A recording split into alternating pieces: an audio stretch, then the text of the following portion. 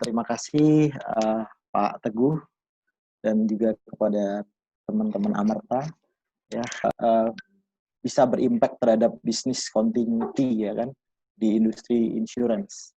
Jadi kalau mungkin saya sedikit sharing kalau di industri insurance ada satu hal yang cukup menarik adalah ketika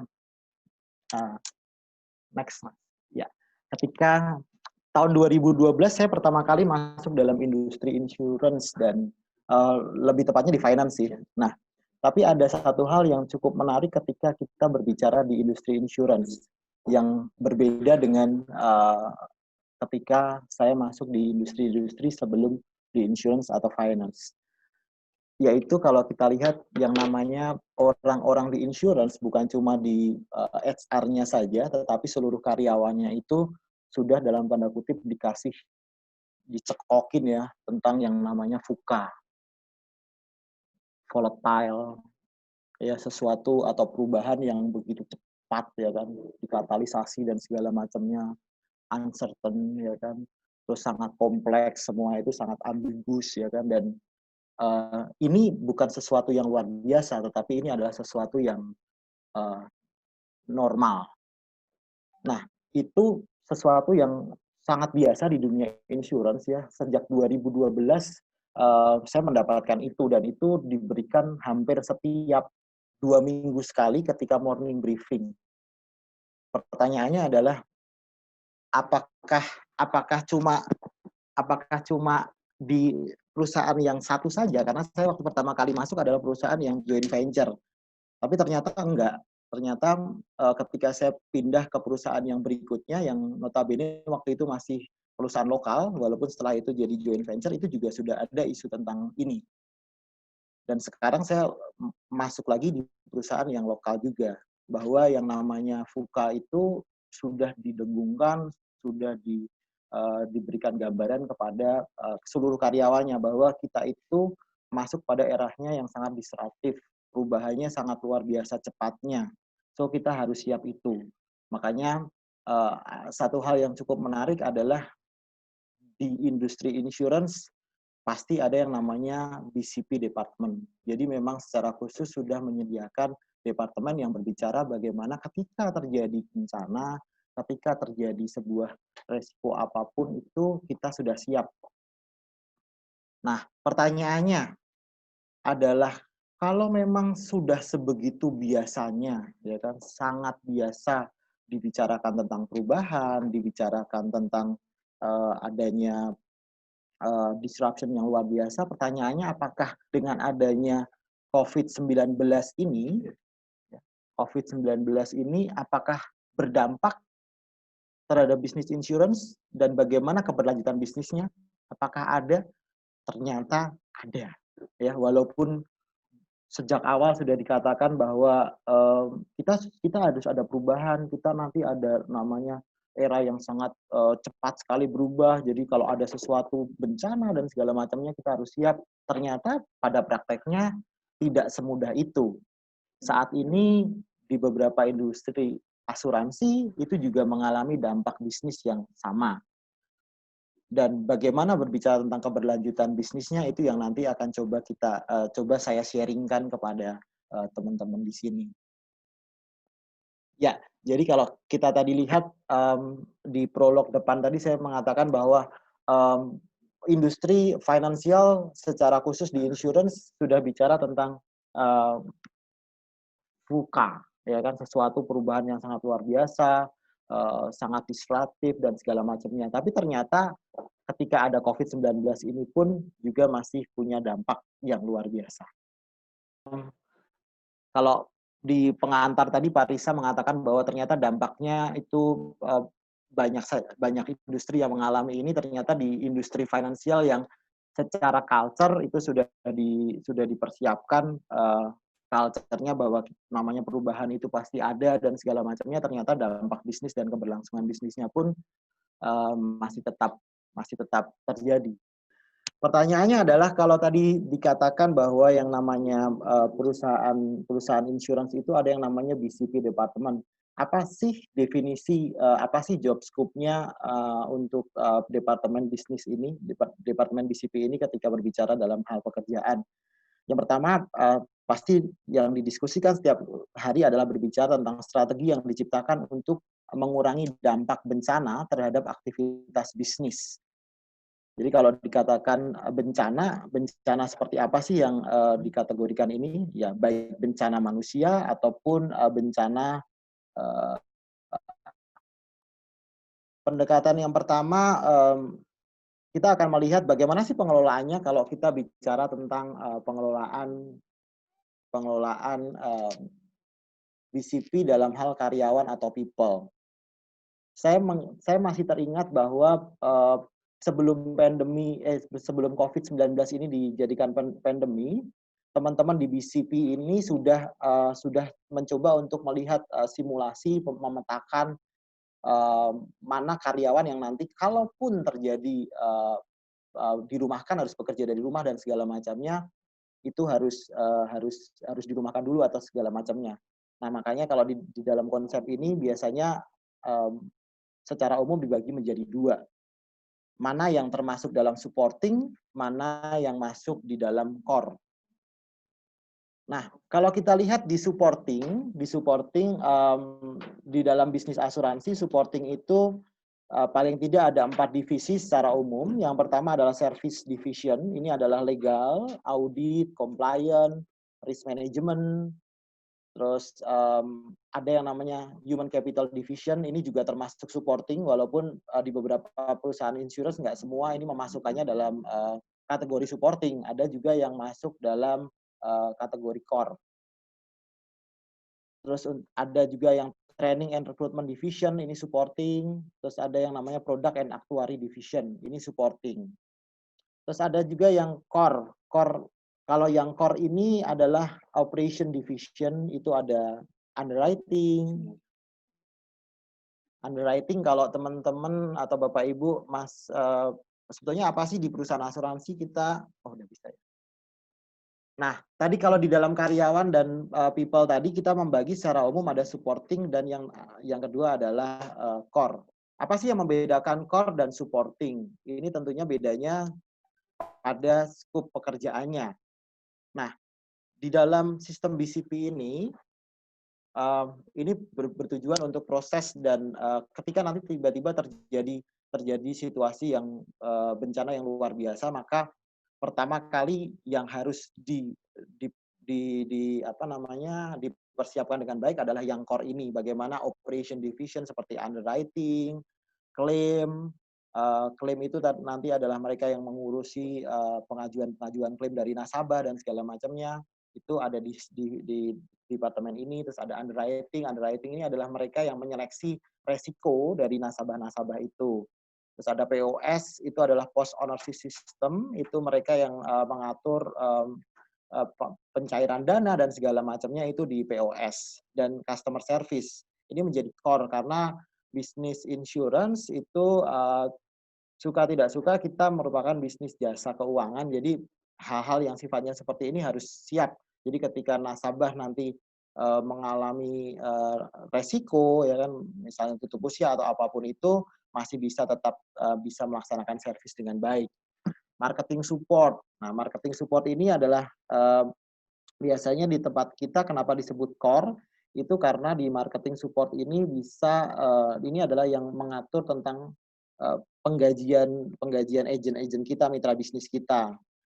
Nah, ini penting sekali. IT division, sales division, dan finance and accounting division. Jadi, kenapa perlu dibagi antara support dan core? Jadi, kalau kemarin sebelum ada pandemi ini, kita mulai berangsur-angsur. Jadi, ibarat kata siapa yang harus tidak ada pun, ya udah supporting dulu, ibarat kata kita bisa rumahkan, tapi core gimana caranya mereka nanti bisa bekerja dari jauh. Itulah kenapa di dalam proses BCP yang, pengelolaan di karyawan ini pertama kali, perlu untuk, dibagi antara mana yang supporting dan mana yang core. Nah, pengelolaan yang kedua adalah kita melihat yang namanya proses bisnis. Kebutuhan dan prioritas perusahaan, ini menjadi penting. Prioritas saat ini apa? Tentunya, kalau kemarin, apa yang menjadi prioritas saat ini adalah karyawan, keselamatan karyawan, kesehatan karyawan ini yang menjadi perlu untuk didiskusikan. Nah, langkah jangka pendeknya apa? Langkah jangka pendeknya bagaimana situasi seperti ini tetapi bisnis operation masih bisa tetap berjalan. Nah, ini yang perlu untuk didiskusikan dan langkah panjangnya itu seperti apa? Proses bisnis yang kedua adalah penerapan pengukuran fungsi kerja. Nah, ini yang menjadi isu yang cukup menarik karena biasanya orang bekerja di tempat di office gitu bisa bisa dimonitor dengan baik, tetapi sekarang diharuskan bekerja dari rumah. Pertanyaannya adalah eh, ini ada sisi positif dan sisi negatif sih ke depannya. Positifnya adalah eh, kita bisa melihat akhirnya fungsi-fungsi kerja mana sih yang sebetulnya cuma dalam tanda kutip jadi benalu atau benar-benar sebetulnya ini benar-benar bisa menjadi support kerja yang benar-benar berguna bagi perusahaan. Nah, ini sebetulnya bisa jadi evaluasi positif ketika kita berbicara tentang penerapan pengukuran fungsi kerja. Makanya biasanya dalam proses dirapikan kembali. Yang ketiga, proses bisnisnya bicara tentang monitoring dan efektivitas proses kerja. Bisnis prosesnya kita bicarakan lagi ya, yang dulunya biasanya sangat normal, sekarang kan situasinya harus dikerjakan dari rumah. Kita bicara tentang monitoring karyawan kita bekerjanya seperti apa, apakah benar bekerja atau tidak, ya kan ini menjadi bahan-bahan pertimbangan yang perlu dibicarakan supaya proses bisnisnya masih bisa tetap berjalan dengan baik. Yang keempat, bicara tentang perbaikan dan review berkala yang berkelanjutan. Yang kelima, kita berbicara tentang mengkaji beberapa policy. Policy ini penting sekali, mengingat kalau di dunia finansial itu regulasinya sangat ketat ya. Jadi kalau kita mau merubah yang namanya policy atau kita dalam tanda kutip mau menyesuaikan policy, kita harus bisa membuat sebuah policy yang fleksibel namun tetap konsisten terhadap core system bisnis dan juga regulasi yang ada. Contoh, kalau kita atau nasabah atau sales force kita misalnya mau berjualan, biasanya kan mereka akan membuat yang namanya SPAJ atau surat permintaan asuransi jiwa dan segala macamnya. Pertanyaannya adalah kalau kita nggak bisa bertemu dengan nasabah, kalau dulu dalam kondisi normal itu nggak bisa. Kita harus ketemu dengan nasabah, tanda tangan nasabah, kita benar-benar melihat bahwa yang namanya nasabah ini benar-benar sehat, nasabah ini memang layak untuk mengikuti asuransi saat ini. Nah, pertanyaannya, kalau situasi tidak normal seperti ini, terus bagaimana? Padahal bisnis harus tetap berjalan. Makanya diperlukan policy-policy yang bisa fleksibel, namun tetap konsisten terhadap core system bisnis dan regulasi. Pengelolaan yang ketiga, kita berbicara tentang informasi teknologi. Yang pertama kita bicara tentang dokumentasi data nasabah. Ini penting sekali karena mengingat di jasa keuangan data nasabah ini menjadi hal yang sangat penting. Makanya ini menjadi etika profesi yang penting banget di bisnis insurance ya, di finansial. Jadi ketika ada gimana caranya supaya data nasabah ini nggak hilang. Makanya IT ketika dalam proses pengelolaan BCP ini harus mempunyai cara supaya dokumentasi data nasabah ini tidak hilang atau tidak rusak atau tidak tercecer kemana-mana, tetapi sistemnya masih tetap baik. IT juga menjadi supporting system untuk harus bisa membuat monitoring kerja, evaluasi kinerja untuk karyawan. Jadi sebagai sistem support untuk melihat bagaimana sih karyawan-karyawan itu bekerja, ya kan, bagaimana mereka memaksimalkan sumber daya yang ada dengan minimal tapi tetap bisa memberikan efek yang positif bagi organisasi. Yang ketiga bicara tentang infrastruktur, networking, komunikasi, prosesnya, dan jaringan. Ini yang tentunya kalau di dalam proses BCP, IT megang peranan yang sangat kuat di sini. Karena kalau kita lihat, kalau misalnya biasanya kita bekerja di kantor, semua sistemnya sudah ada. Mau nggak mau sekarang mereka akan pindah jaringan yang memadai, ya, yang proper supaya bisnis masih bisa tetap berjalan dengan baik. Manajemen proses atau bisnis proses direview, ya. Kira-kira kalau dulu prosesnya 1 sampai 10, kira-kira ada berapa poin atau beberapa langkah yang bisa di-cut ya kan, sehingga prosesnya bisa lebih efektif namun tidak juga mengurangi kualitas. Makanya di informasi teknologi ini biasanya akan melakukan PDCA, Pre-Do Check Action, terus-menerus untuk mengkaji lebih dalam supaya proses bisnis bisa terus berjalan walaupun dalam situasi atau kondisi yang seperti ini. Yang keempat, kita bicara tentang lokasi dalam hal pengelolaan. Di dunia insurance, untuk lokasi ini biasanya secara umum perusahaan-perusahaan asuransi sudah memiliki tempat kalau ya terjadi bencana. Biasanya datanya harus disimpan di mana, ya kan, arsipnya harus disimpan di mana. Terus kalaupun nanti ketika sudah mulai ketika nanti sudah mulai kondisinya normal lagi, bagaimana keberlanjutan bisnisnya, ada di tempat mana. Nah, itu biasanya ini yang sudah disiapkan tempatnya.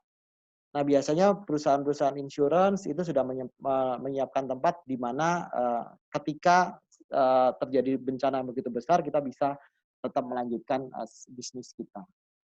Nah, kalau tadi 4 pengelolaan yang bisa coba kita lihat secara umum di perusahaan insurance, sekarang pertanyaannya lagi, ada nggak sih dampak bisnisnya? Ternyata ada.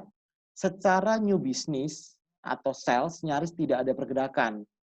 Ya, karena memang secara natural, kalau kita lihat bisnis asuransi ini membutuhkan pendekatan yang terus-menerus, harus bertemu orang, kita harus bisa mengetahui kebutuhannya dia apa, jadi harus bertemu orang secara langsung ya supaya kita bisa tahu orangnya kondisinya seperti apa dan seperti apa.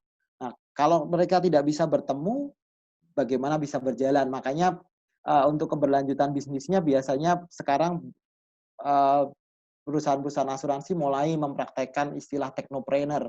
Bagaimana kita menggunakan teknologi untuk berjualan untuk mengembangkan bisnis kita. Namun pertanyaannya apakah bisa cepat? Nah, itu yang perlu kita lihat lebih dalam lagi. Nah, kalau ternyata new bisnisnya itu tidak ada, so bagaimana bisa bertahan? Ternyata ada satu hal yang cukup menarik dalam bisnis asuransi adalah bertumpu pada renewable premi, di mana renewable premi ini yang sebetulnya bisa cukup membantu ketika situasinya sedang tidak ada bisnis yang baru, tetapi kita masih tetap butuh pemasukan dana. Karena misalnya contoh, kalau di premi asuransi ada yang bayar bulanan. Bayar bulanan artinya bulan ini tidak ada pemasukan, bulan berikutnya ada pemasukan, dan berikut seterusnya. Yang ketiga, kita bicara tentang dilema karyawan dan manajemen terhadap kebijakan. Kenapa dibilang dilema? Karena ini yang cukup menarik. Saya mencoba untuk diskusi dengan teman-teman di industri insurance ini, isunya selalu sama, bagaimana soal penggajian. Masih dimungkinkan nggak sih kita memberikan penggajian secara full, ya kan? Mengingat new business kita saat ini tidak bergerak. Ya. Terus sebentar lagi kita akan menghadapi THR nih, kira-kira gimana ya? Nah, gitu. Itu diskusi-diskusi yang sampai saat ini menjadi permasalahan yang perlu untuk diperhatikan kalau kita melihat dalam industri asuransi. Untuk keberlanjutan bisnisnya, untuk mendongkrak sales maka diperlukan inovasi produk. Satu hal yang cukup menarik kalau saya membaca, tidak ada produk-produk baru dari beberapa industri lain. Di industri asuransi ada hal-hal yang menarik karena hampir sebagian besar perusahaan di industri asuransi mempunyai satu produk yang baru yang sama, yaitu bagaimana produk asuransi ini melindungi dari COVID-19. Jadi ketika nasabah amit-amit mengalami yang namanya resiko karena COVID-19, maka bisa di-cover. Nah, seperti itu, dan itu hampir rata-rata perusahaan asuransi membuat inovasi produk yang seperti itu.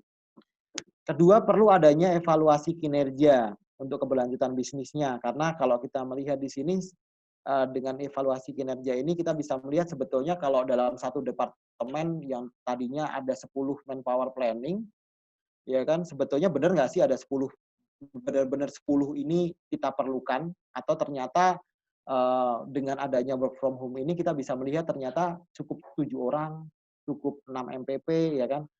Nah, terus gimana dengan 4-nya? Makanya perlu ada job enlargement dan segala macamnya. Ini perlu untuk dibicarakan dari sisi human capital untuk bisa terus memperlancar bisnis ke depannya.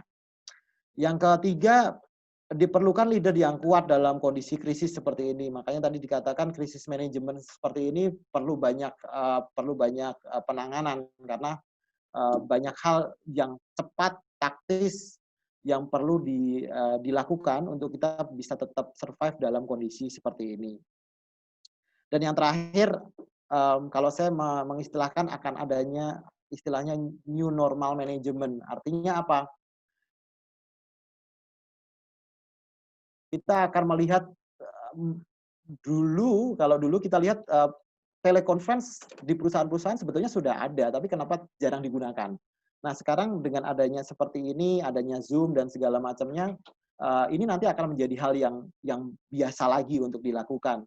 Kalau saya sendiri sebagai seorang training misalnya, ini ternyata situasi WFH ini sudah sangat cukup berdampak ya. Contohnya kemarin manajemen bilang, bisa nggak sih kalau kita mengadakan training tetapi tidak harus tatap muka. Misalnya training-training yang sifatnya hard skill, yang kita cukup transfer knowledge, kita adakan via Zoom. Jadi kita tidak perlu namanya pergi-pergi ke luar kota, sehingga efektif pembiayaan dan segala macamnya bisa kita pangkas. Jadi hal-hal yang seperti itu nanti pasti akan ada, ya kan, dengan adanya WFH ini. Jadi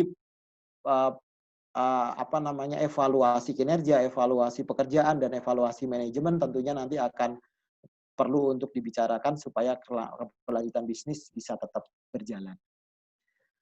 Terima kasih, itu saja mungkin yang bisa saya sampaikan. Saya kembalikan kepada Pak Teguh. Terima kasih Pak Nino atas uraiannya yang